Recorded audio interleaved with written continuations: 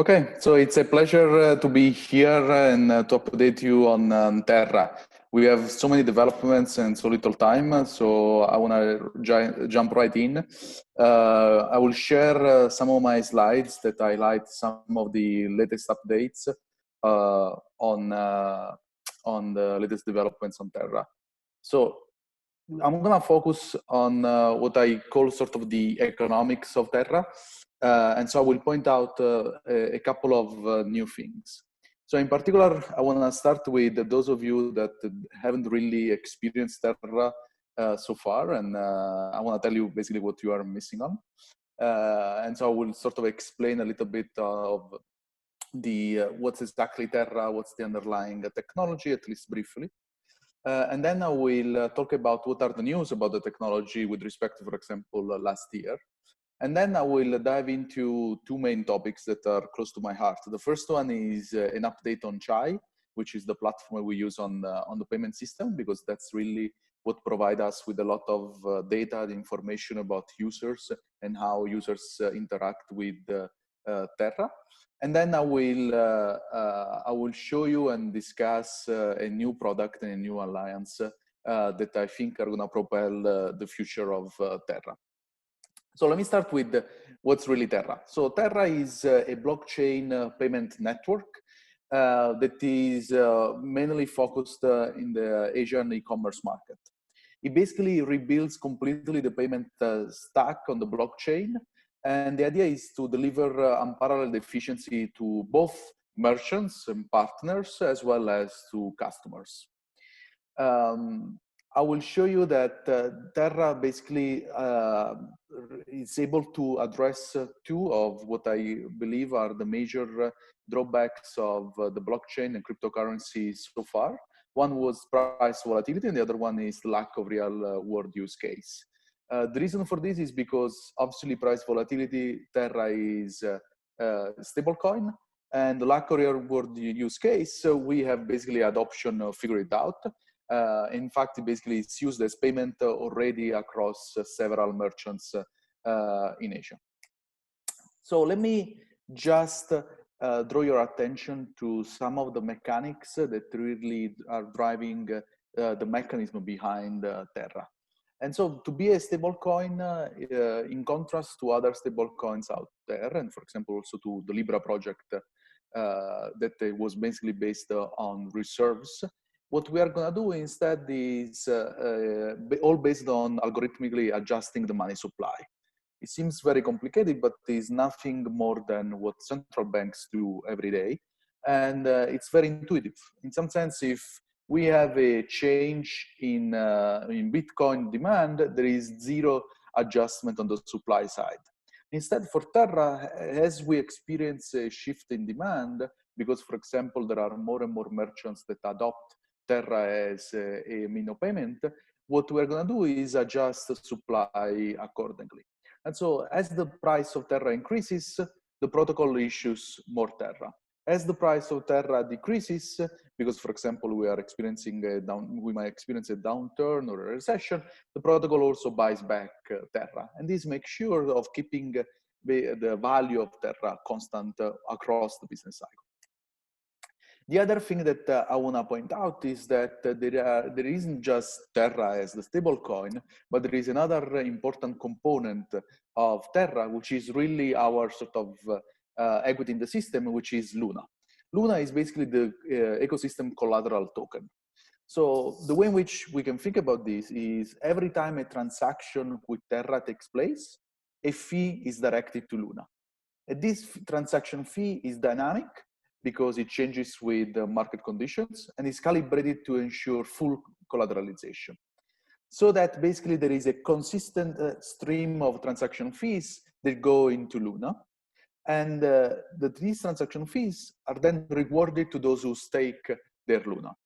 The value then of Luna is used to collateralize Terra during contractionary cycles, and so also provides another backdrop for stability. What we believe is the main value proposition, and I will show you that indeed there are many that agree with us that this is super important for both customer and merchant, is that as Terra is used on the e-commerce platforms, new money is printed to maintain price stability, as for the mechanism that I just described. And this growth is then returned to users as discounts. This is super important because these discounts are a way for us to both attract users, as well as make sure that the blockchain is significantly more efficient for the merchant than, for example, existing payment options, like, for example, setting up a POS with a credit card company. So in the end, this discount model really serves as a way of providing also fiscal policies or stimulus for the Terra economy. Because as there is more demand for Terra, because for example, we onboard the new merchants, we have the supply of Terra increases, and there is then a new money supply that gets reinvested as discount, the fuel even more a demand for Terra in the future. And so there is growth that really drives growth. Okay, so this is basically the main takeaway of how the Terra works and has been working since last year. So now let me just highlight a couple of news with respect to what has been going on in the last few months about the technology. The first one is the integration of smart contracts in the chain. And Terra basically is going to be integrating a multi-chain smart contracts that are developed by a CosmWasm team. So the important thing about these smart contracts is that they can be run on multiple chains, making use of the interblockchain communication protocol. They are secure because they are secure with most of the known attack vectors that have been evidenced by Ethereum closed by design. And then they can also leverage the speed of WASM and the power of Rust to perform any algorithm you desire. And so this is sort of the first technological step that opens up the possibility for developers to come in and build on Terra whatever they want. We also sort of moved one step forward towards decentralization. And in particular, on June 5th, so just a few weeks ago, Terraform Labs spun down the two validators, Golia and Marine. And this is to basically continue to contribute towards a greater decentralization in the system. And so we are more and more decentralized in this community. Now, one more thing that I want to highlight is that from the point of view of the validators, Terra has been a great deal. So just in the last 6 weeks, Terra has paid out $820,000 to the validators in the network in real non-dilutive rewards. So just to give you a sense of the growth rate of these rewards, so the rewards on Terra grew over the 58 weeks since the launch at an average rate of 17%. So, growth rate is awesome, but what's the total? So even the total is extremely high. In fact, this brings the total paid out network rewards to over 3.3 million. Just to give you a sense of how we compare with respect to whatever else in the market, we are just number 3. So Luna, which is the Terra native token, investment token that I mentioned before, is just number 3 after Bitcoin and Ethereum with more than $3.5 million paid out to validators.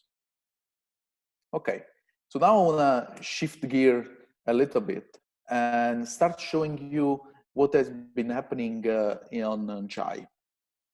So first of all, Chai users have reached 1.6 million users with 1 billion annual run rate. And more importantly, one evidence that Chai has been extremely successful in terms of onboarding new users over time. Chai is number 1 app downloaded. In terms of the growth rate and the comparison between total users and active users, what we plotted here is just the last quarter, the last 3 months, from basically mid-April to mid-June. And we have basically total users going from 1.3 to 1.6. So we are basically adding 100,000 users every month. And also the active users are significantly increasing over time. So this is just to show basically the success of Chai and Terra as a payment mechanism.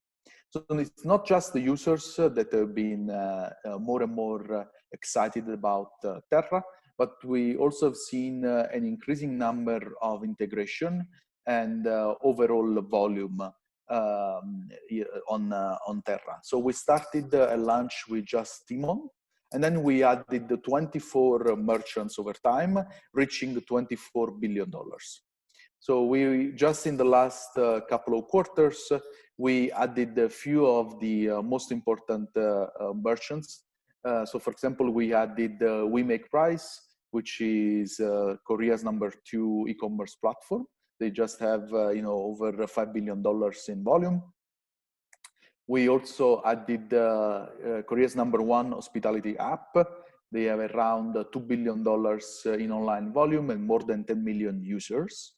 And they have more than 400,000 hotels all over the countries. And then we also added one offline merchant, so the #1 convenience store CU that now integrated with Chai as well. Just to give you a sense of how the payments are split among all these merchants, Timon is a quarter of the overall payments. But what is incredibly good for us is also that two of the more recently added merchants, Enolia and We Make Price, also constitute a significant portion of the overall payments. And this obviously is evidence that the new users that we are onboarding are particularly active on Terra. In fact, we are adding more and more active users. So if we are sort of looking at from the launch to today, we are talking about almost 700,000 active users as of today. Now, one big question about the acquisition of these users is how expensive these users have been for us. And so one nice thing we can do is actually looking into the economics of acquiring more and more customers for Chai. And in particular, one of the main costs for customer acquisition is the promotion rate that we have to offer these customers to basically convince them to use Chai. And here we are plotting these trends. We are plotting the bold dashed line is the transaction volume trend, and the gray dashed line is the promotion rate trend. What we see is basically that the correlation between these two is declining. In fact, while transaction volume has been increasing significantly, especially in the last few months, what we observe here is the promotion rate has tended to actually drop significantly. And so this means that all the nice graphs that I showed you before in terms of the growth in active users in the last few months is great, not only because we have more and more people using Chai, but each one of them costs us significantly less.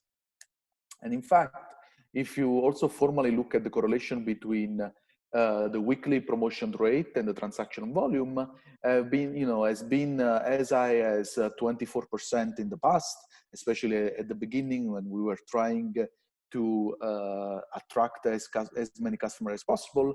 But now it's actually lower, and it's significantly lower at less than 14%.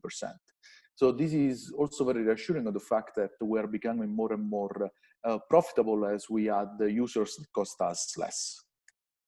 In fact, overall, if you look at not only the promotion rate, but overall customer acquisition cost, you see that the customer acquisition cost has been trending down significantly since the beginning of 2020, while the customers acquired have seen no actually flattening, but has been actually significantly increasing over the last few months, which is the gray dotted line.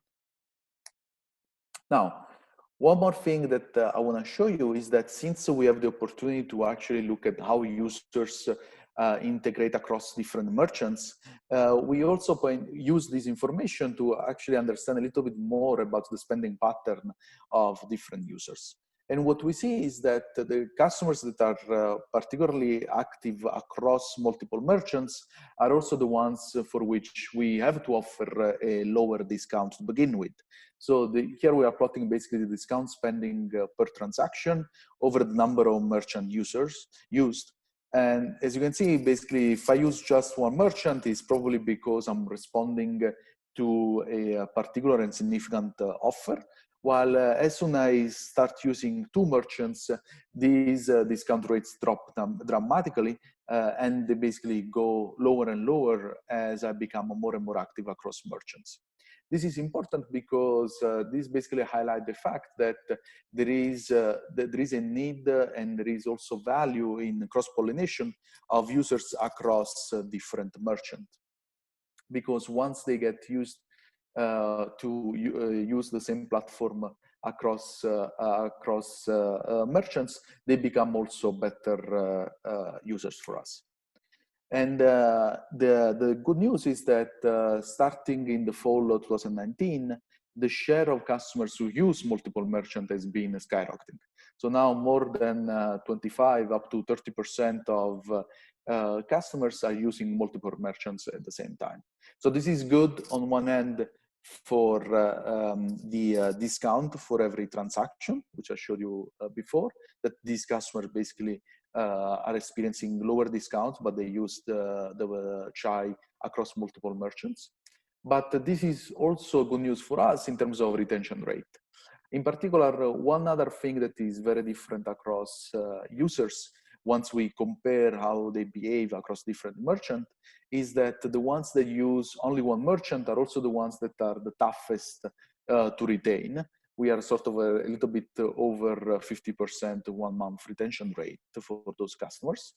But we are significantly higher for the ones that use multiple merchants. In fact, once you use more than 3 merchants, you are a retention rate above 80%.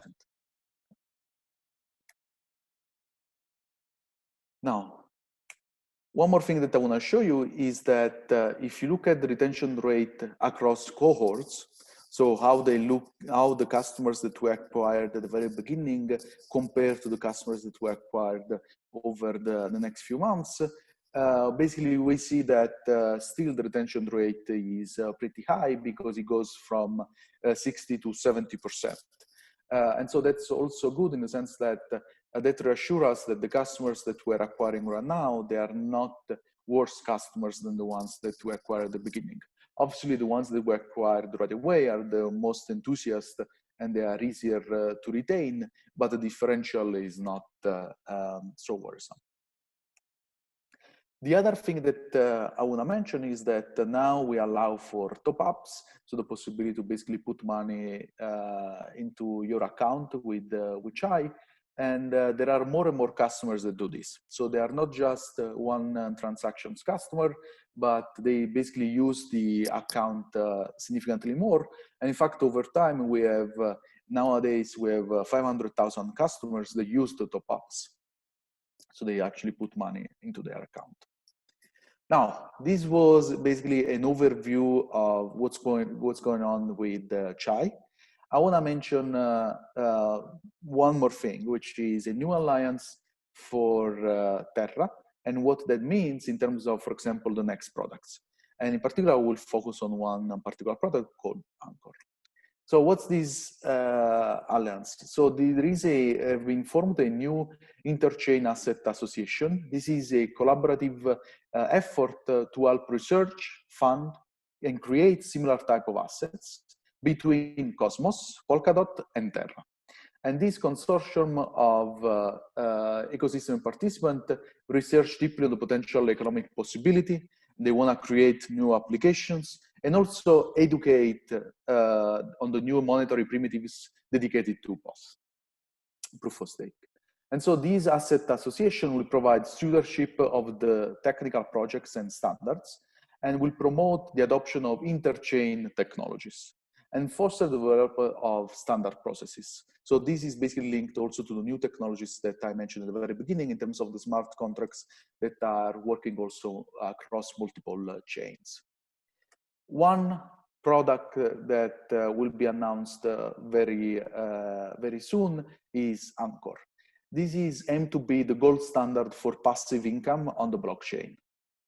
This is how the UI will look like probably for Anchor. And I want to sort of mention sort of what it is and how that works. So, but before doing that, let me just pause for a second and state what we believe are the weaknesses of the current DeFi, decentralized finance system right away. So while DeFi have been revolutionary in creating fully decentralized crypto money markets, there has been one big drawback, which has been the volatility of the interest rates. And the volatility of the interest rates have been basically the big obstacle to be used to make these money markets be used as an household savings product. And so what we believe is that the DeFi mass adoption needs the creation of a fully decentralized saving account that offers a dependable and stable APR. What is Anchor? Anchor is exactly a DeFi protocol that leverages the block reward of every major blockchain to power yields on stablecoin deposits. So let me dive in how this actually works. So as I said, basically Anchor is a savings protocol that accepts, for example, Terra deposits and allow instant withdrawals and pay depositor a low volatility interest rate. To generate yield, Anchor lends out deposits to borrowers who put down liquid stake, proof of stake assets from major blockchains as collateral, what we call the B assets. So these B assets are basically the same as the assets that you stake, but are fungible and can be traded. Anchor then stabilizes the deposit interest rate by passing on a variable fraction of the B asset yield to the depositor.